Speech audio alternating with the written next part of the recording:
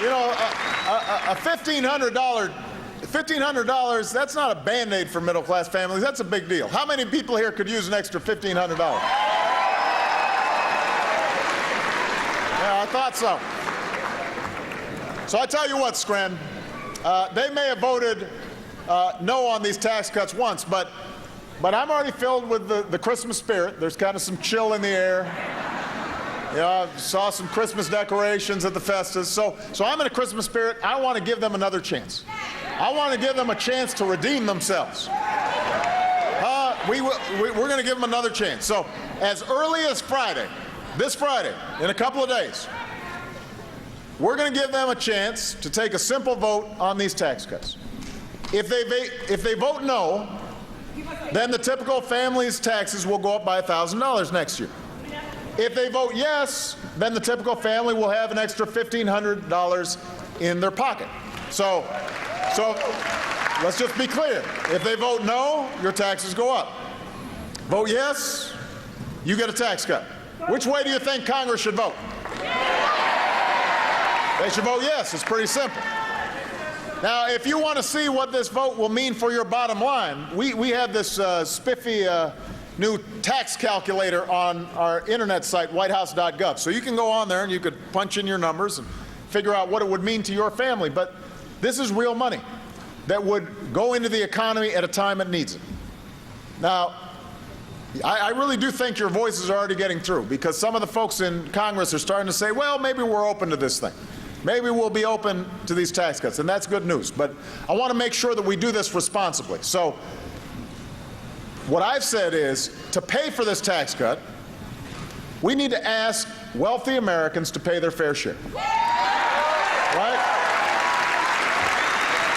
We're asking, what we've said is, let's ask the folks who've seen their incomes rise fastest, who've gotten bigger tax breaks under Bush, let's ask them to help out a little bit, because they made it better through the recession than most of us. Let's ask them to contribute a little bit more to get the economy going again. And I just want to point out, you know, I've done pretty well over these last few years. So I've said, let me pay a little bit more. I promise you I can afford it. I really can. We're asking people like me to sacrifice just a little bit so that you guys have a little bit of a leg up. And by the way, let me say this. You know, when you talk to most folks who are making $1 million a year, they are willing to do more if they're asked. Warren Buffett's a good example. They're willing to do more if they're asked. Now, I mean, I don't want to exaggerate. It's not like they're volunteering, you know. But if they're asked, if they feel like it's going to help middle-class families, help grow the economy, help to reduce the deficit, they're willing to help. I can't tell you how many well-to-do folks I meet who say, look, America gave me a chance to succeed. Somewhere along the line, somebody gave me a good education. Somewhere along the line, somebody gave me a college scholarship. Somewhere along the line, somebody built the information and transportation networks that have helped my business grow. Somewhere along the line, somebody gave me a shot. And so now it's my turn to do the next generation that same good thing. I've got to give something back to them as well.